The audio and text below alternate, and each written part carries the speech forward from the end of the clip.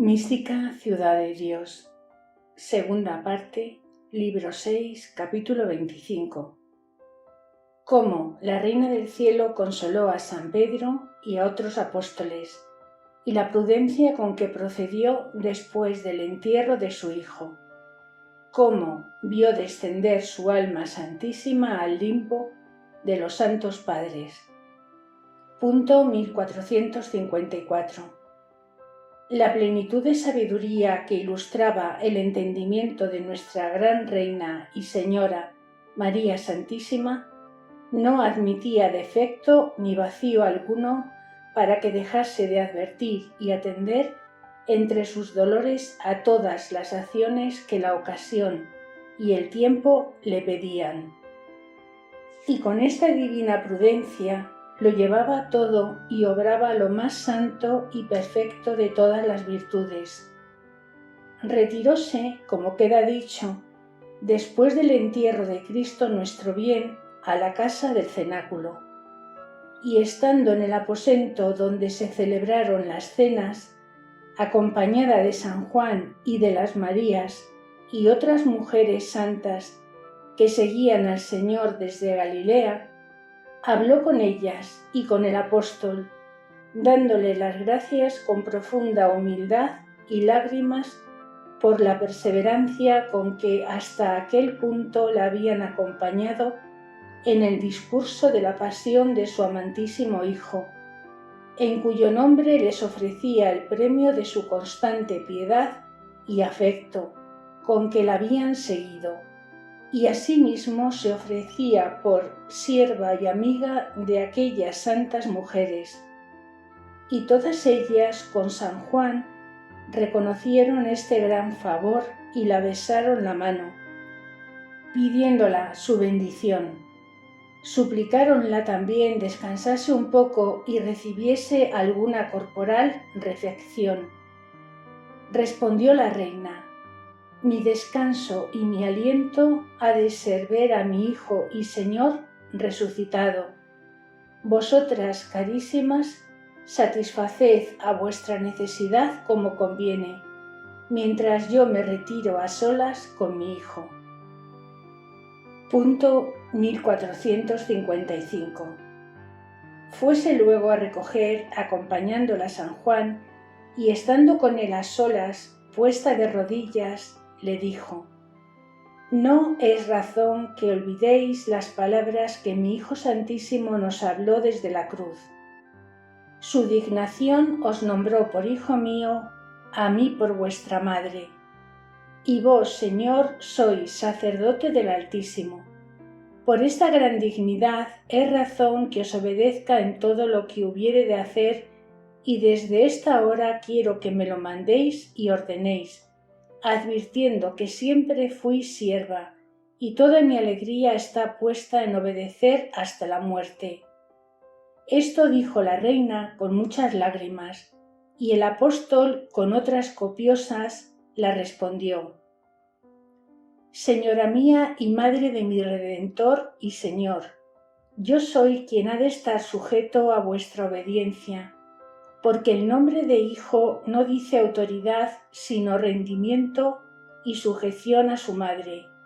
y el que a mí me hizo sacerdote os hizo a vos su madre, y estuvo sujeto a vuestra voluntad y obediencia, siendo criador de todo el universo. Razón será que yo lo esté y trabaje con todas mis potencias en corresponder dignamente al oficio que me ha dado de serviros como hijo, en que deseara ser más ángel que terreno para cumplir con él. Esta respuesta del apóstol fue muy prudente, pero no bastante para vencer la humildad de la Madre de las Virtudes, que con ella le replicó y dijo: Hijo mío, Juan, mi consuelo será obedeceros como a cabeza, pues lo sois. Yo en esta vida siempre he de tener superior a quien rendir mi voluntad y parecer. Para esto sois ministro del Altísimo, y como hijo me debéis este consuelo en mi trabajosa soledad. Hágase, Madre mía, vuestra voluntad, respondió San Juan, que en ella está mi acierto. Y sin replicar más, pidió licencia a la Divina Madre para quedarse sola en la meditación de los misterios de su Hijo Santísimo, y le pidió también saliese a prevenir alguna reflexión para las mujeres que la acompañaban y que las asistiese y consolase. Solo reservó a las Marías porque deseaban perseverar en el ayuno hasta ver al Señor resucitado, y a éstas, dijo a San Juan, las permitiese que cumpliesen su devoto afecto. Punto 1456. Salió San Juan a consolar a las Marías y ejecutó la orden que la Gran Señora le había dado. Y habiendo satisfecho la necesidad de aquellas mujeres piadosas, se recogieron todas y gastaron aquella noche en dolorosas y amargas meditaciones de la pasión y misterios del Salvador. Con esta ciencia tan divina obraba María Santísima entre las olas de sus angustias y dolores, sin olvidar por esto el cumplimiento de la obediencia, de la humildad, caridad y providencia tan puntual con todo lo necesario. No se olvidó de sí misma por atender a la necesidad de aquellas piadosas discípulas, ni por ellas estuvo inadvertida para todo lo que convenía a su mayor perfección. Admitió la abstinencia de las Marías como más fuertes y fervientes en el amor, atendió a la necesidad de las más flacas, dispuso al apóstol, advirtiéndole lo que con ella misma debía hacer, y en todo obró como gran maestra de la perfección y señora de la gracia, y todo esto hizo cuando las aguas de la tribulación habían inundado hasta su alma, porque en quedando a solas en su retiro, soltó el corriente impetuoso de sus afectos dolorosos, y toda se dejó poseer interior y exteriormente de la amargura de su alma, renovando las especies de todos los tormentos y afrentosa muerte de su Hijo Santísimo, de los misterios de su vida, predicación y milagros, del valor infinito de la redención humana, de la nueva Iglesia que dejaba fundada con tanta hermosura y riquezas de sacramentos y tesoros de gracia, de la felicidad incomparable de todo el linaje humano, tan copiosa y gloriosamente redimido, de la inestimable suerte de los predestinados a quienes alcanzaría eficazmente, de la formidable desdicha de los réprobos que por su voluntad se harían indignos de la eterna gloria que les dejaba su Hijo merecida. Punto 1457. En la ponderación digna de tan altos y ocultos sacramentos, pasó la Gran Señora toda aquella noche llorando, suspirando, alabando y engrandeciendo las obras de su Hijo, su pasión, sus juicios ocultísimos y otros altísimos misterios de la divina sabiduría y oculta providencia del Señor. Y sobre todos pensaba y entendía como Madre única de la verdadera sabiduría, confiriendo a veces con los santos ángeles y otras con el mismo Señor lo que su luz divina le daba a sentir en su castísimo corazón. El sábado de mañana, después de las 4, entró San Juan deseoso de consolar a la dolorosa Madre, y puesta de rodillas le pidió ella que le diese la bendición como sacerdote y superior suyo. El nuevo hijo se la pidió también con lágrimas, y se la dieron uno a otro. Ordenó la divina reina que luego saliese a la ciudad, donde encontraría con brevedad a San Pedro que venía a buscarle, y que le admitiese, consolase y llevase a su presencia, y lo mismo hiciese con los demás apóstoles que encontrase, dándoles esperanza del perdón y ofreciéndoles su amistad. Salió San Juan del cenáculo y a pocos pasos encontró a San Pedro, lleno de confusión y lágrimas, que iba muy temeroso a la presencia de la gran reina. Venía de la cueva donde había llorado su negación, y el evangelista le consoló y dio algún aliento con el recado de la Divina Madre. Luego los dos buscaron a los demás apóstoles y hallaron algunos, y todos juntos se fueron al cenáculo, donde estaba su remedio. Entró Pedro el primero, y solo a la presencia de la Madre de la Gracia, y arrojándose a sus pies dijo con gran dolor: «Pequé, Señora, pequé delante de mi Dios, ofendí a mi Maestro y a vos». No pudo hablar otra palabra, oprimido de las lágrimas, suspiros y sollozos que despedía de lo íntimo de su afligido corazón. Punto 1458. La prudentísima Virgen, viendo a Pedro postrado en tierra y considerándole por una parte penitente de su reciente culpa, y por otra cabeza de la Iglesia elegido por su Hijo Santísimo para vicario suyo, no le pareció conveniente postrarse ella a los pies del pastor, que tampoco antes había negado a su Maestro, ni sufría tampoco su humildad dejar de darle la reverencia que se le debía por el oficio. Y para satisfacer a entrambas obligaciones, juzgó que convenía darle reverencia y ocultarle el motivo. Para esto se le hincó de rodillas, venerándole con esta acción, y para disimular su intento le dijo: «Pidamos perdón de vuestra culpa a mi Hijo y vuestro Maestro». Hizo oración y alentó al apóstol confortándole en la esperanza y acordándole las obras y misericordias que el Señor había hecho con los pecadores reconocidos y la obligación que él tenía como cabeza del colegio apostólico, para confirmar con su ejemplo a todos en la constancia y confesión de la fe.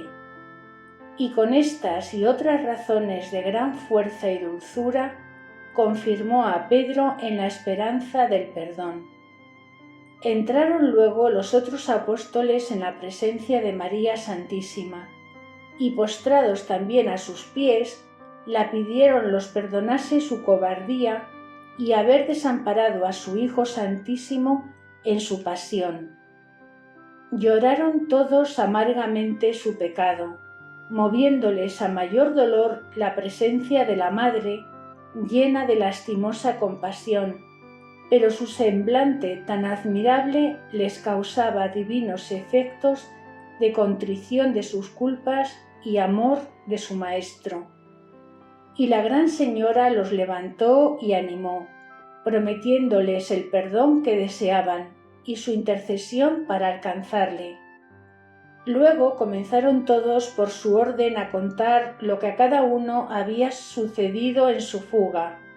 como si algo de ello ignorara la Divina Señora.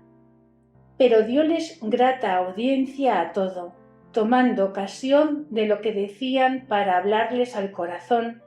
y confirmarlos en la fe de su Redentor y Maestro, y despertar en ellos su divino amor. Y todo lo consiguió María Santísima eficazmente, porque de su presencia y conferencia salieron todos fervorizados y justificados con nuevos aumentos de gracia. Punto 1459. En estas obras ocupó nuestra Divina Reina parte del sábado, y cuando se hizo tarde se retiró otra vez a su recogimiento, dejando a los apóstoles renovados en el espíritu y llenos de consuelo y gozo del Señor, pero siempre lastimados de la pasión de su Maestro. En el retiro de esta tarde convirtió la Gran Señora su mente a las obras que hacía el alma santísima de su Hijo después que salió de su sagrado cuerpo. porque desde entonces conoció la Beatísima Madre cómo aquella alma de Cristo, unida a la divinidad, descendía al limbo de los santos padres para sacarlos de aquella cárcel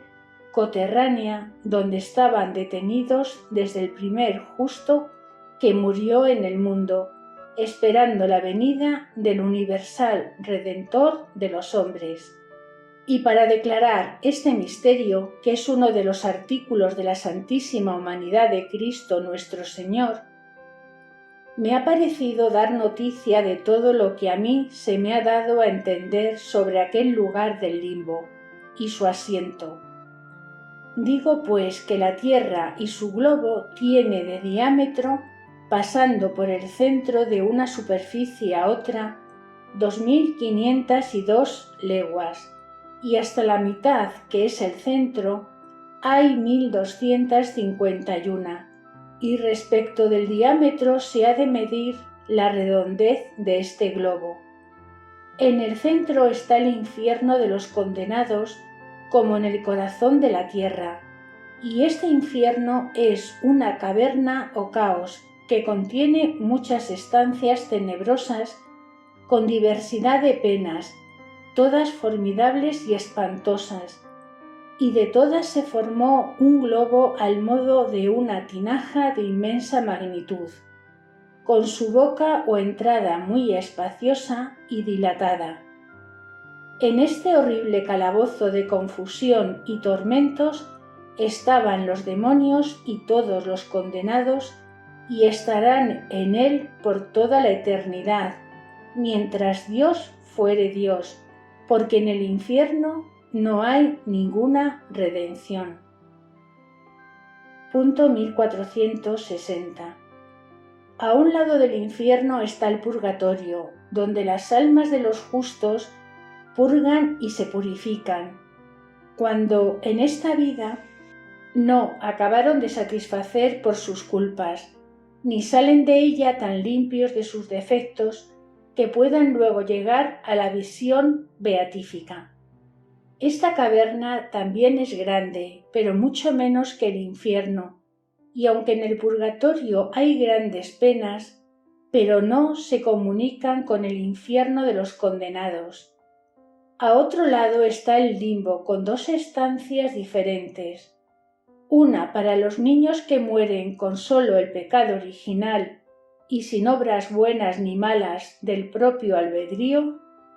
otra servía para depositar las almas de los justos, purgados ya sus pecados, porque no podían entrar en el cielo ni gozar de Dios hasta que se hiciese la redención humana y Cristo nuestro Salvador abriese las puertas que cerró el pecado de Adán. Esta caverna del limbo también es menor que el infierno, y no se comunica con él, ni tiene penas del sentido como el purgatorio, porque ya llegaban a él las almas purificadas desde el purgatorio, y sólo carecían de la visión beatífica, que es pena de daño, y allí estaban todos los que habían muerto en gracia hasta que murió el Salvador. A este lugar del limbo bajó su alma santísima con la divinidad, cuando decimos que bajó a los infiernos, porque este nombre de infierno significa cualquier parte de aquellas inferiores que están en lo profundo de la tierra, aunque en el común modo de hablar por el nombre de infierno entendemos el de los demonios y condenados, porque aquel es el más famoso significado, como por nombre del cielo entendemos el empíreo ordinariamente, donde están los santos y donde permanecerán para siempre, como los condenados en el infierno, aunque el limbo y purgatorio tienen otros nombres particulares. Y después del juicio final, solo el cielo y el infierno serán habitados, porque el purgatorio no será necesario y del limbo han de salir también los niños a otra habitación diferente. Punto 1461. A esta caverna del limbo llegó el alma santísima de Cristo nuestro Señor, acompañada de innumerables ángeles que como a su Rey victorioso y triunfador le iban alabando, dando gloria, fortaleza y divinidad. Y para representar su grandeza y majestad, mandaban que se abriesen las puertas de aquella antigua cárcel, para que el Rey de la Gloria, poderoso en las batallas y Señor de las virtudes, las hallase francas y patentes en su entrada. Y en virtud de este imperio se quebrantaron y rompieron algunos peñascos del camino, aunque no era necesario para entrar el rey y su milicia, que todos eran espíritus sutilísimos. Con la presencia del alma santísima, aquella oscura caverna se convirtió en cielo, porque toda se llenó de admirable resplandor, y las almas de los justos que allí estaban fueron beatificadas con visión clara de la divinidad, y en un instante pasaron del estado de tan larga esperanza a la eterna posesión de la gloria y de las tinieblas a la luz inaccesible que ahora gozan. Reconocieron todos a su verdadero Dios y Redentor, y le dieron gracias y alabanzas con nuevos cánticos de loores y decían: digno es el Cordero que fue muerto de recibir divinidad, virtud y fortaleza. Redimístenos, Señor, con tu sangre en todas las tribus, pueblos y naciones. Hicístenos reino para nuestro Dios, y reinaremos. Tuya es, Señor, la potencia, tuyo el reino y tuya es la gloria de tus obras. Mandó luego su majestad a los ángeles que sacasen del purgatorio todas las almas que en él estaban padeciendo, y al punto fueron traídas todas a su presencia. Y como primicias la redención humana fueron todas absueltas por el mismo Redentor de las penas que les faltaban de padecer, y fueron glorificadas como las demás almas de los justos con la visión beatífica, de manera que aquel día en la presencia del Rey quedaron desiertas las dos cárceles, limbo y purgatorio. Punto 1462. Para solo el infierno de los condenados fue terrible este día, porque fue disposición del Altísimo que todos conociesen y sintiesen el descender al limbo el Redentor, y también que los santos padres y justos conociesen el terror que puso este misterio a los condenados y demonios. Estaban éstos aterrados y oprimidos con la ruina que padecieron en el monte Calvario, como se dijo arriba, y como oyeron, en el modo que hablan y oyen, las voces de los ángeles que iban delante de su rey al limbo, se turbaron y atemorizaron de nuevo, y como serpientes cuando las persiguen, se escondían y pegaban a las cavernas infernales más remotas. A los condenados sobrevino nueva confusión sobre confusión, conociendo con mayor despecho sus engaños y que por ellos perdieron la redención de que los justos se aprovecharon. Y como Judas y el mal ladrón eran más recientes en el infierno y señalados mucho más en esta desdicha, así fue mayor su tormento, y los demonios se indignaron más contra ellos, y cuanto era de su parte propusieron los malignos espíritus perseguir y atormentar más a los cristianos que profesasen su fe católica, y a los que la negasen o cayesen darles mayor castigo, porque juzgaban que todos estos merecían mayores penas que los infieles a quien no se les predicó la fe. Punto 1463. De todos estos misterios y otros secretos del Señor que no puedo yo declarar, tuvo noticia y singular visión la gran Señora del mundo desde su retiro. Y aunque esta noticia en la porción o parte superior del espíritu, donde la recibía, le causó admirable gozo, no lo participó en su virginal cuerpo, sentidos y parte sensitiva, como naturalmente pudiera redundar en ella. Antes bien, cuando sintió que se extendía algo este júbilo a la parte inferior del alma, pidió al Eterno Padre se le suspendiese esta redundancia, porque no la quería admitir en su cuerpo mientras el de su Hijo Santísimo estaba en el sepulcro y no era glorificado. Tan advertido y fiel amor fue el de la prudentísima Madre con su Hijo y Señor, como imagen viva, adecuada y perfecta de aquella humanidad deificada. Y con esta atenta fineza quedó llena de gozo en su alma, y de dolores y congoja en el cuerpo,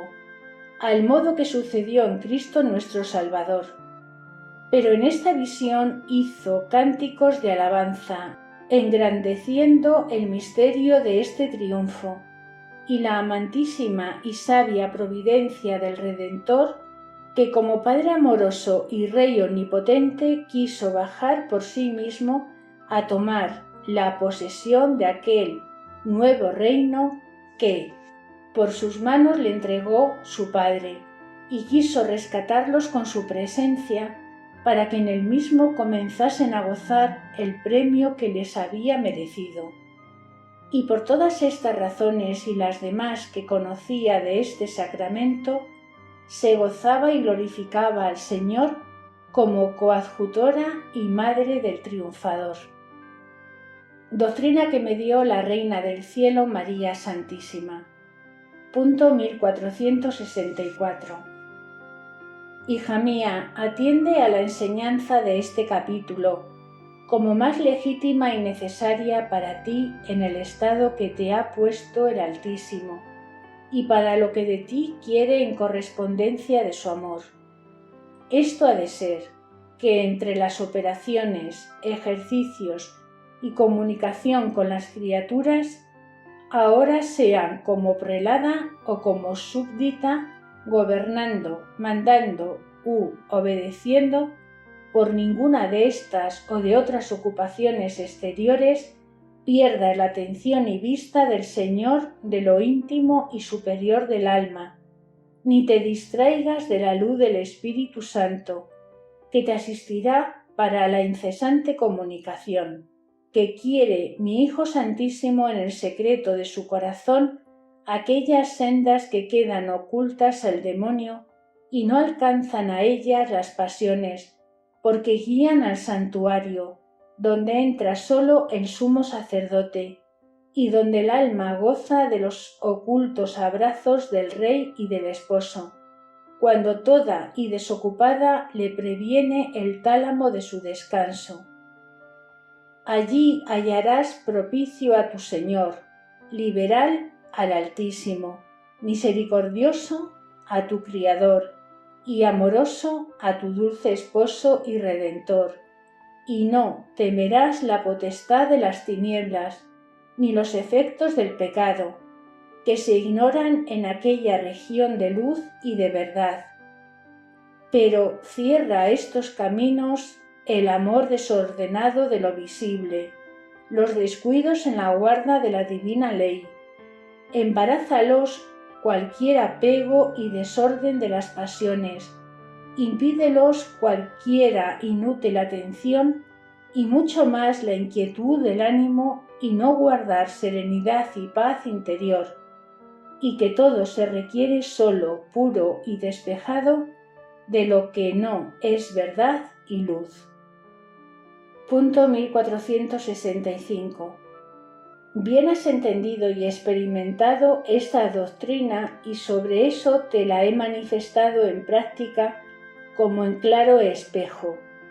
el modo de obrar que tenía entre los dolores, congojas y aflicciones de la pasión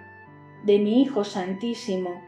y entre los cuidados, atención, ocupaciones y desvelo con que acudí a los apóstoles, al entierro, a las mujeres santas y en todo el resto de mi vida, has conocido lo mismo y cómo juntaba estas operaciones con las de mi espíritu, sin que se encontrasen ni impidiesen. Pues para imitarme en este modo de obrar, como de ti lo quiero, necesario es que ni por el trato forzoso de las criaturas, ni por el trabajo de tu estado, ni por las penalidades de la vida, de este destierro, ni por las tentaciones ni malicia del demonio,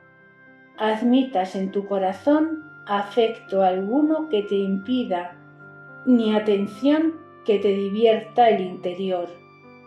Y te advierto, carísima, que si en este cuidado no eres muy vigilante, perderás mucho tiempo, malograrás infinitos y extraordinarios beneficios y frustrarás los altísimos y santos fines del Señor, y me contristarás a mí y a los ángeles, que todos queremos sea tu conversación con nosotros, y tú perderás la quietud de tu espíritu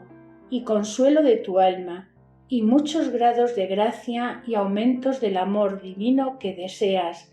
y al fin copiosísimo premio en el cielo.